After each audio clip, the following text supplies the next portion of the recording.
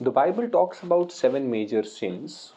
Those are pride, greed, envy, lust, wrath, sloth, gluttony. But what if there could be an eighth sin? I thought of this for a long time that if I were to choose an eighth sin, I think it would be pretense. Why do I think like this? I guess you will have to find out in this episode of Perfectly Average.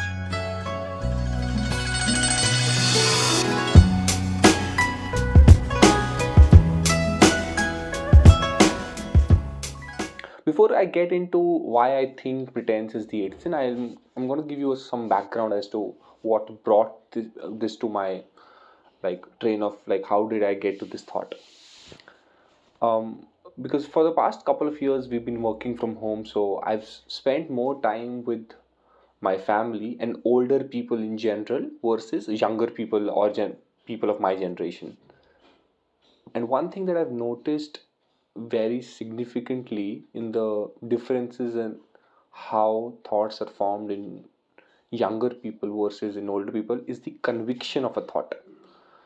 Old people might be wrong about most stuff that that that is relevant to their life, but the conviction with which they hold a certain belief is mostly unshakable. You might talk to them about any of their favorite players, their favorite food, their favorite type of music. You'll more often than not you'll get one definite answer. And if you compare that to a young person and you'll ask them about some of their favorite, they'll always end up saying, no, I'm not too sure, this is also good, that is very good. So you will not get a very definitive answer. There's a lot of factors contributing to that, but one of the most interesting that a thought that I think might be true. This is my theory. I've not taken this up from anywhere, and I'm pretty sure it might not be true. But I think that a big factor into why older people have more conviction than younger people is they've have had harder lives, so they empathize with certain subject more than other subjects. And when you cannot empathize, you try to oversympathize. That is the problem with the younger generation. The younger generation, because they've not gone through many hardships, the average lifestyle of a person living in the 2023 would definitely be better than a person who was born in the 1940s or 1950s, right? So because they've not gone through hardships in their life, so they cannot really empathize with a lot of stuff. And because they cannot empathize, they try to compensate that by being oversympathetic. Now, when you've not had any first hand experiences, every second hand experience is practically the same. I'll give you an example. So, for example, if you compare two tragedies, for example, a tragedy of earthquake in Turkey, that's the most recent tragedy that comes to my mind, versus, for example, Australian bushfires, for example. Now, if a Turkish resident, you'll ask this question to a Turkish resident as to what was more horrible, they would definitely say it was a Turkey earthquake because they were living there. So they have a first hand experience of how it felt and how it changed their life. But to a person, for example, sitting in India that doesn't have any clue as to what consequences there might be to the Australian bushfire versus the Turkey earthquake, for them it levels the playing field. You will not be able to say this was more brutal than that, even though of course it's pointless to compare tragedies. But my point is, when you are in a certain tragedy, you tend to give more weight to it because you were there. So similarly, the older generation, so for example, if you ask a war veteran what he thinks of the corals, the Great Barrier Reef, or the dolphins in the Pacific, he doesn't really care. He only, if you will ask him what the biggest driving force of his life would be, he would say to make peace, to maintain national integrity, security, and treatment of the veterans and so on and so forth. Because that is what his life has taught him. So this conviction comes, in my opinion, comes from experiences. This conviction can only come when you've had plenty of very strong first-hand experiences. Now, the problem on the other hand, nowadays, first hand experiences, because everybody has a voice of their own. Now the systems are over democratic. In my opinion, the systems have become over democratic in the sense that a person, for example, who has studied climate change for 30 years has the same platform to voice his opinion as 15 to 19-year olds who've read a good conspiracy theory about flat earth, right? So because the playing field is so level, you don't know which voice to give more credence to. And because systems are built in such a way that quantity trumps quality, so numbers are given more priority. So if you have a following and if a lot of people agree with you, your opinion will stand out against an opinion that might not have that much amount of following but is probably better than your opinion, or more true or more factual or whatever, right? So in this whole system where quantity is prioritized over quality or qualification, individuality is lost. People tend to believe what everybody else is believing so that they can be better assimilated in the system. They don't really care about the stuff because, like I said, they've never been through anything firsthand.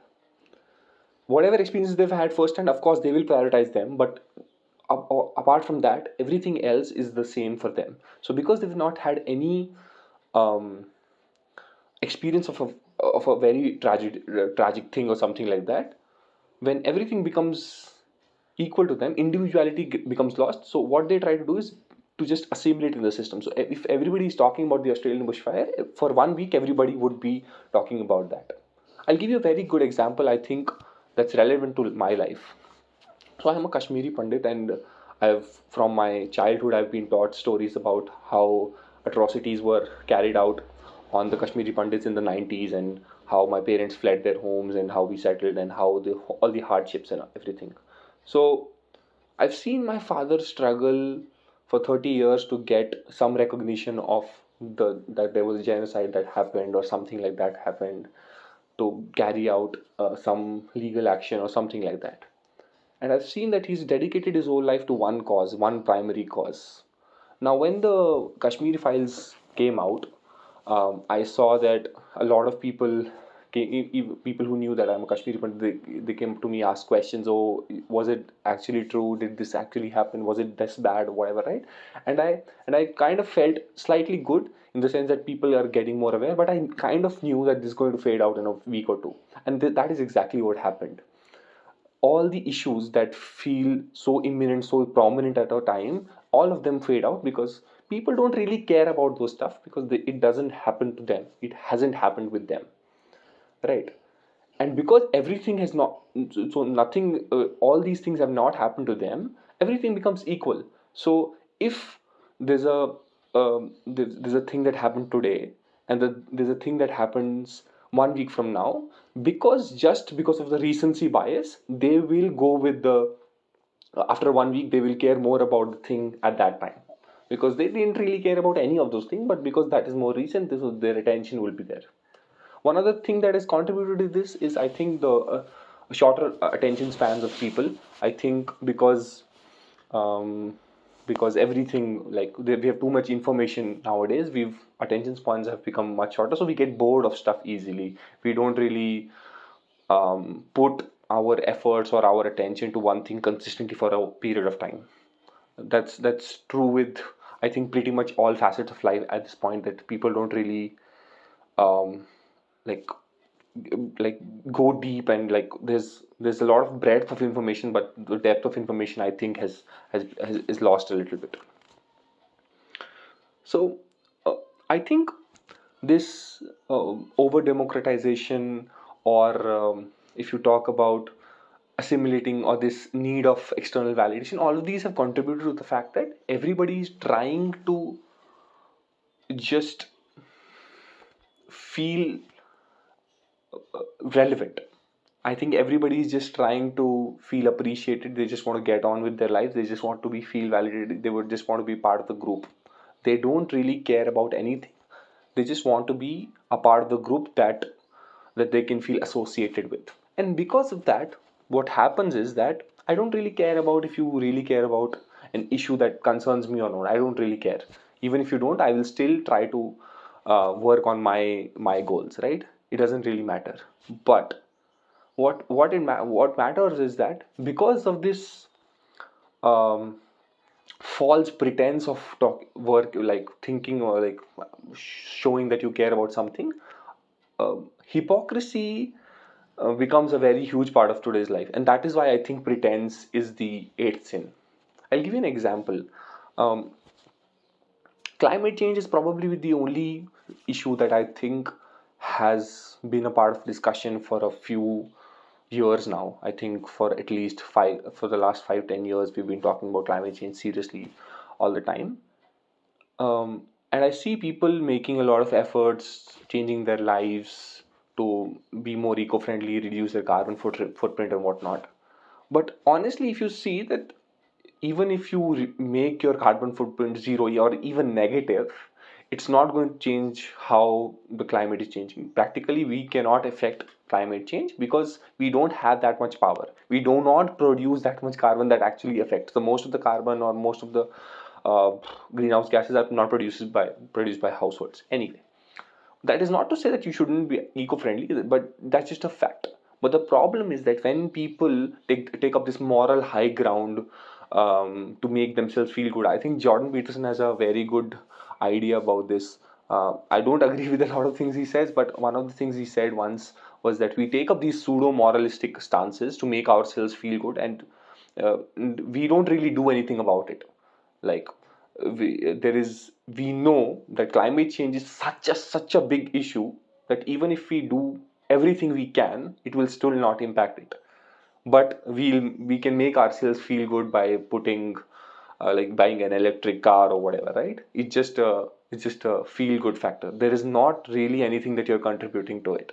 It's just a false sense of achievement that you get out of doing something that you think is the right thing to do or the moral thing to do, even though practically it will not make a lot of difference in the end. Now, this pretense is what I have problem with. This pretense where people take up a moral high ground and they denigrate other people for their lifestyle choices because it doesn't comply with their standards, which are pretentious and false, by the way, right? Because we live in a society now that anybody who has a differing opinion about any matter at all, if it doesn't comply with the majority, it is considered false. It is the I I had a thought once is that a fact cannot be agreed upon, nor it could be disagreed upon. A fact is a fact. There is no agreement or there is no disagreement about a fact. So when, let's say, a scientist says there is a fact that, for example, temperatures have been rising for a long time, so if I'd agree, if you agree with that, it doesn't matter. The fact will still remain the fact, right? Because of this, now what happens is that if somebody presents a fact that is opposing to the majority view, they're put down because it doesn't comply with whatever new trend is relevant at that point. It's such a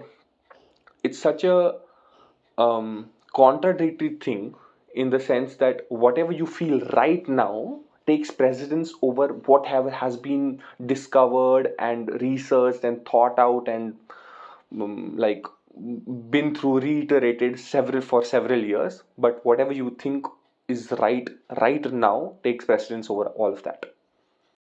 So all of this is to just say that you have to choose your battles. You cannot care about everything, because by definition, if you care about everything, you care about nothing. Thanks for watching. See you in the next one. Peace.